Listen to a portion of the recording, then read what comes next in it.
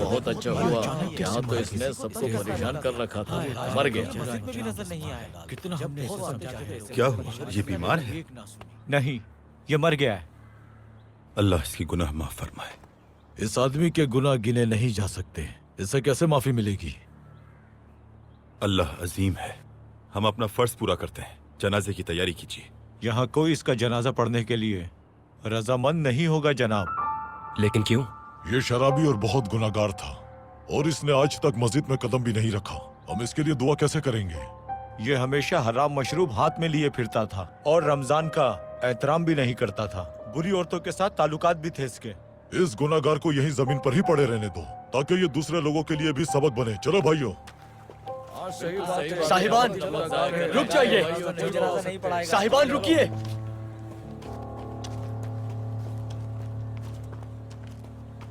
क्या हम इसे ऐसे ही छोड़ देंगे? नहीं छोड़ेंगे, ये हमारा फर्ज है। चलिए इसे गुस्लगाह ले जाते हैं। लेकिन शायद इसका कोई वारिस या घराना भी हो। वो इसके बारे में बुरी बातें कह गए हैं, लेकिन शायद कोई हो जो इसके जनाजे में शामिल होना चाहे। आप बिल्कुल सही कह रहे हैं।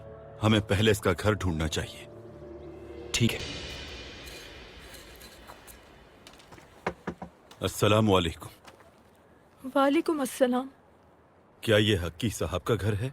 जी, लेकिन वो घर पर नहीं है।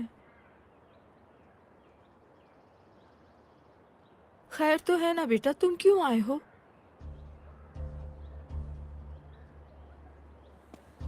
खातून,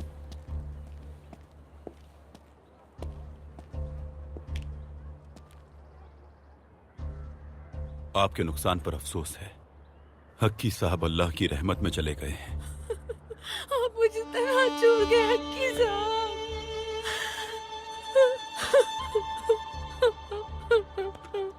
हम उनके जनाजे का सब इंतजाम करेंगे। अल्लाह आपका भला करे।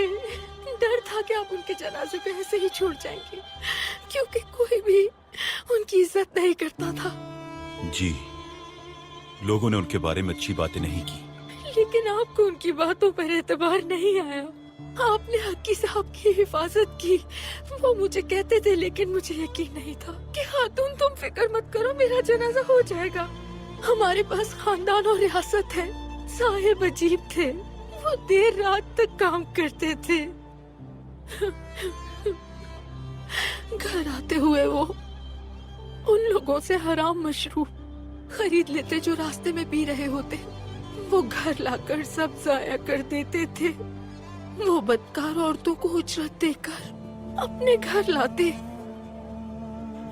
वो उन औरतों को रकम देने के बाद सीधे रास्ते पर चलने की नसीहत करते थे हक्की साहब। इसलिए सब उनको गलत समझते थे।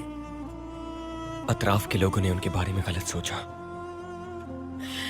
क्योंकि वो लोग मेरे साहब को नहीं जानते थे। वो नमाज के लिए यहाँ से दूर मस्जिद में जाते थे। हम रमजान में नमाज के लिए उस मस्जिद में गए थे जो यहाँ से दूर है। वहां पे हक्की साहब से सामना हुआ। हक्की साहब की जिंदगी से एक बहुत ही अहम सबक सीखा है आज हमने।